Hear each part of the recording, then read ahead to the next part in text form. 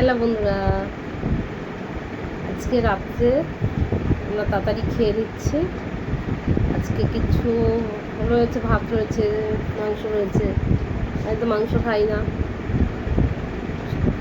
কী বলে ইঁচড় চিংড়ি রয়েছে।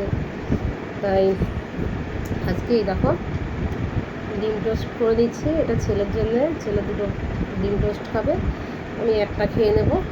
এনে ওর জন্য একটা বানিয়ে নিচ্ছি। একটু শশা দিয়ে করে খেলে না, শশা পেঁয়াজ টেয়াজ দিলে ভালো লাগে। কাঁচা পেঁয়াজটা আমি খাই না বেশি, একটা দিইনি, ডিমের মধ্যে ছিল।